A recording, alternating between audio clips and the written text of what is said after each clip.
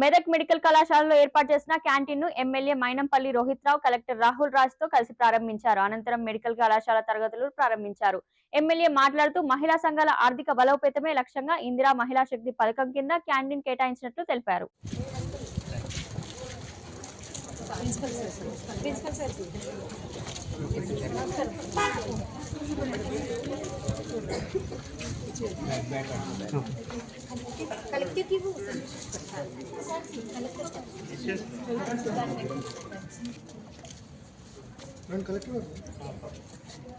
Sir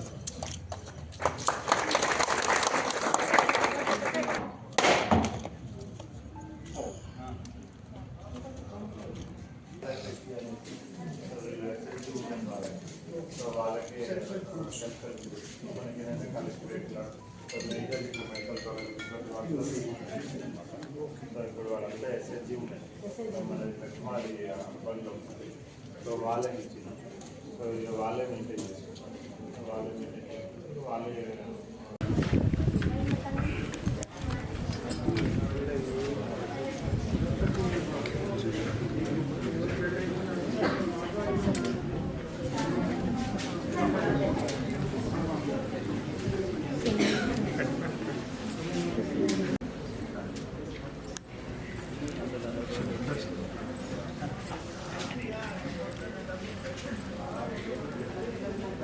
Sunita madam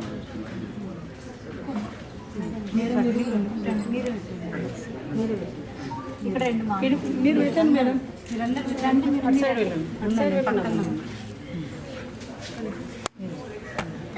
ఈ 5 members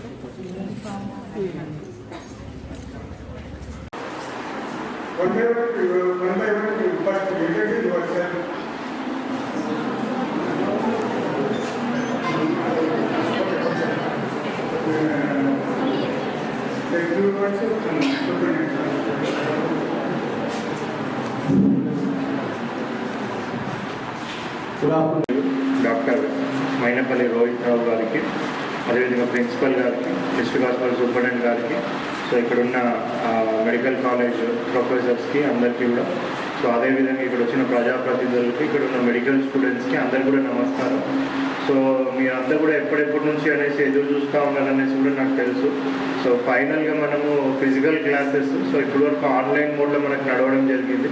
so కంపల్సరీగా ఈ రోజు నుంచి కంపల్సరీగా ఫిజికల్ క్లాసెస్ స్టార్ట్ పెట్టాలనేసి చాలా కృత నిశ్చయంతో మనము ముందుకు వెళ్ళడం జరిగింది. సో ఈ రోజు నుంచి మనకు అందరికి ఫిజికల్ క్లాసెస్ స్టార్ట్ అవుతూ ఉన్నాయి. సో మీ అందరికి కూడా బెస్ట్ విషెస్ చెప్తా ఉన్నాను. సర్వీస్ అంతా కూడా అందరికీ అందుబాటులో ఉండడం, సో అదేవిధంగా మీ అందరికీ కూడా సో మంచి టీచింగ్ ప్రొవైడ్ చేసే విధంగా కూడా తెలంగాణ రాష్ట్ర ప్రభుత్వం నుంచి మంచి ఫ్యాకల్టీని కూడా మీకు అందరినీ కూడా ఇవ్వడం జరిగింది. బట్ మనం చూసుకున్నట్టయితే మెడికల్ కాలేజ్ రావడానికి చాలామంది తెర వెనుకల చాలామంది కృషి చేయడం జరిగింది. సో ఎస్పెషల్లీ మన స్థానిక ఎమ్మెల్యే గారు, సో హెల్త్ మినిస్టర్ గారు, సో వాళ్ళిద్దరు కృషి చేసి కంపల్సరీగా సో మనకి ఎన్ఎంసీ నుంచి పర్మిషన్స్ ఒక 3 times డిలే అయినా కానీ మరి ఢిల్లీ లెవెల్లో వాళ్ళు మాట్లాడి కంపల్సరీగా పర్మిషన్ వచ్చే విధంగా మరి ప్రెషరైజ్ చేసి మరి ఇక్కడ మెడికల్ కాలేజ్కి పర్మిషన్ తీసుకొని రావడం జరిగింది. సో దాని ద్వారా ఇక్కడ అందరూ కూడా మీ అందరి కళ ఏదైతే మీరు డాక్టర్ కావాలనేసి అనుకున్నారో సో ఆ కళ నెరవేరడానికి కూడా ఆస్కారం మనకి అవ్వడం జరిగింది. సో ఈ ఆపర్చునిటీ మీరందరూ కూడా సో నేను అదే ఇందాక చెప్పినట్టు చాలామంది చాలా కష్టపడితే కానీ మనకి పర్మిషన్ రాలేదు.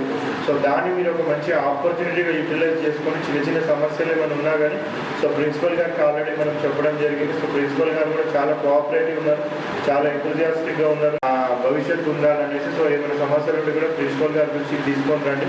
సో మధ్యలో కూడా నేను కూడా విజిట్ చేస్తూ ఉంటాను. ఏమైనా ఉన్నా కానీ కూడా హైయర్ లెవెల్ నుంచి ఏమైనా చేయాలన్నా కూడా నాకు చెప్పినా కానీ ఆ సమస్యలన్నీ కూడా పరిష్కరించడం జరుగుతుంది. సో ఈ ఆపర్చునిటీస్ మీరు అందరూ కూడా యూటిలైజ్ చేసుకొని ఎస్పెషల్లీ పబ్లిక్ సర్వీస్లో సో మనం అన్ని ప్రొఫెషన్స్ చూసుకున్నట్టయితే డాక్టర్ ప్రొఫెషన్ అన్నది కూడా సో మెడికల్ ప్రొఫెషన్ అన్నది కూడా చాలా నోబుల్ ప్రొఫెషన్ అది.